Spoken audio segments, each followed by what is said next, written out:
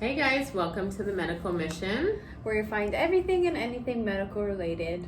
Today we'll be sharing with you some tips on how to keep that vag healthy, pretty, and clean. Yeah. So Carm, yeah. Why is it important for us women to keep that vagina healthy? So basically the reason why we want to keep it healthy is because, of course, it's good for our reproductive health. And of course for your own personal hygiene and basically. So tip number 1, no scented soaps. No, I know they're all pretty and they smell delicious, but your vagina can't handle them. It's too many harsh chemicals that might unbalance your pH. Yeah. And when your pH is unbalanced, might cause irritations and infections. You don't want that, girlfriend. Exactly. And this goes in with douching as well, so the two of them are kind of intertwined here. The second tip here is, of course, to make sure that when you are wearing underwear, make sure that it's cotton and that they're not too tight. Obviously, you want to let your vagina breathe a little bit to avoid irritations as well. Next, always pee after sex. Always. You want to prevent a UTI, so you always want to clean out that tract. So make sure you go and pee. The next thing too that has to do with sex is, of course, to make sure that you practice safe sex, so wearing condoms, all that, and as well as when you are having sex, make sure that if you are using lubricant, there are 3 types of different lubricants that you can use.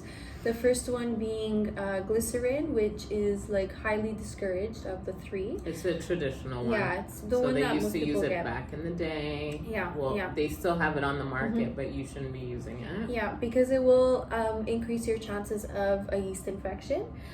The second one has to do with some silicone, and this one is actually more encouraged to use because it actually causes less chances of getting a yeast infection. And the last one is an oil-based lubricant, which you can use, and it's honestly just as safe as the silicone. However, it is a little messy, so it really just depends your flow. I guess. Depends what you're doing. Depends what you're doing. But those 2 are the safest for your vaginal health.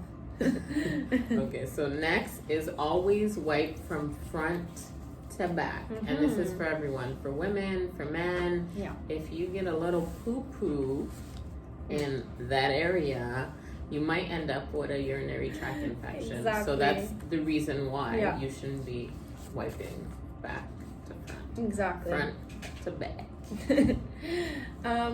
Another thing that we want to mention is that if you do have any issues such as excessive vaginal discharge that's different colors, or you have foul smells vaginally, anything like that warrants that you probably need to be seen by like a medical professional, we just encourage you to not self-medicate because you don't want to make things worse. I know there's a whole aisle of like canistins and canestin. Exactly. And yeast infection medications, but you might just make it worse. And exactly. You might not be treating the real issue. Exactly. I wouldn't assume that you have what you think you have. Like, really make sure you get tested and checked out, So this is really if you have foul odor, excessive discharge, you as a woman, you're going to have normal discharge, so don't freak out if you do have, a little discharge. That's totally normal as long as it doesn't stink. Exactly. Another point is, try to not shave all your pubes. I know it, maybe people might find it ew and it's not in style and blah, blah, blah. At least keep some, because your hair is there for a reason. It's meant to keep out the bacteria. So you can still make your kitty look pretty with a little hair. That's cute. Oh, kitty look pretty. I like that. That's cute. That one right now. That's cute. Yeah. So that being said, those are all our tips. Wait, actually. I have one more tip here. Which tip? change your pad regularly. Oh yeah, this is a very underrated one. Yeah. So even people think because they're, you know, on their light flow and maybe it's like the end of their period that they could go all day with the same pad. No, that will just it might cause an infection. You're gonna, you know, be all smelly. Your vagina's not gonna breathe. And cause humidity. You have to change it regularly. Yeah. So for heavy flow, we would say every 3 to 4 hours. Yes. And for light flow, you know, you could go a little longer, but still it needs to be changed, even if there's like one little spot of blood. Yeah, 100%. All right, well. So that brings us to the end of the video. Thanks for watching. I hope you guys enjoyed these tips. Please, guys, subscribe, like this video, comment. We want to know what your tips are as well. And keep sharing. We're appreciating all the support we're getting. So thanks, guys. Thanks.